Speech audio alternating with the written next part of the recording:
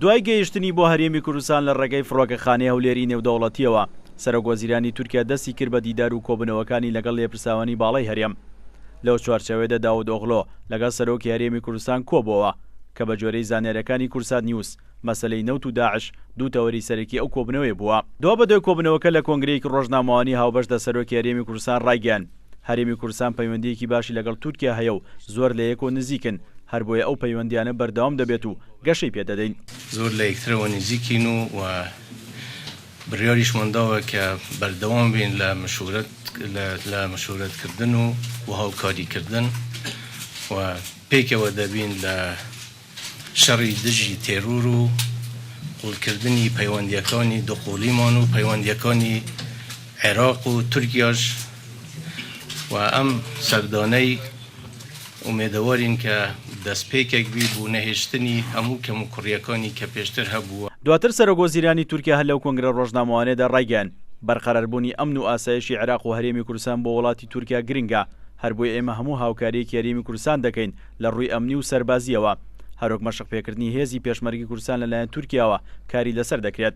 وشی ڕێگەدان بە هێزی پێشمەرگە بۆ کۆبانە بە نێوخاکی تورکیادا ڕنگدانەوە ئەو هەماهەنگی و هاوکاریەیە کە lە nێوان herdulada heye. Kobani'ye peşmergenin geçişine izin vermemiz aslında aramızda oluşan güven ilişkisinin سەقامگیری و ئەمن و ئاسایشی عێراق لە بۆ تورکیا حیاتیە لەبەرەوە بەردەوام دەبین لە هاوکاری و بە تایبەتیش ئەمن و استقراری هەرێمی کوردستان و ئیدارەی کوردی لەو ناوچەیە پەیوەندی بە ئەمن و استقراری خۆمان هەیە و لەبەرەوە ئەمە بایەخی زۆری پێدەدەین و هەموو هاوکاریەکی پێویست پێشکەش بە ئیدارەی کوردی دەکەین. سەبارەت بە پێشکەشکردنی پەروەردە و یاخود تەدریب ئەوەشمان باس کردیە و لە داهاتوودا ئەوەش دەست پێ دەکا و زیاد دەکرێت. سەبارەت بە ڕێکەوتنی هەرێمی کوردستان و بەغدا سەرۆکی هەرێمی کوردستان ڕایگەیاند لە ئێستادا حکوومەتی هەرێم لەگەڵ حکوومەتی عێراقی گەیشتون بە ڕێکەوتن، ئەویش بە ناردنی نەوتی کەرکووک لە بەرامبەر ئەوەشدا حکوومەتی عێراقی بە دوو جار پارە بۆ هەرێم دەلێرێت.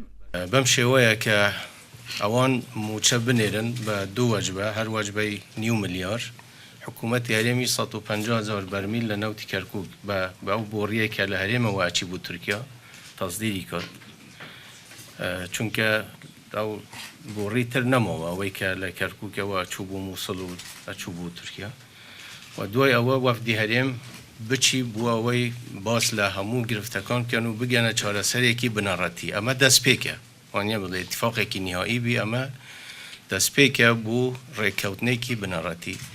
سەرۆکوەزیرانی تورکیا هەر لەو کۆنگرە ڕۆژنامەوانەدا وەشی ئاشکرا کرد لە ئێستادا قەبارەی ئاڵۆگۆڕی بازرگانی تورکیا لەگەڵ عێراق 12 ملیار دۆلارە کە 8 ملیار دۆلاری لە هەرێمی کوردستانە، لەگەڵ ئەوەشدا 1500 کۆمپانیای تورکی لەگەڵ 100,000 هاوڵاتی تورکی لە هەرێمی کوردستان و عێراق کار دەکەن.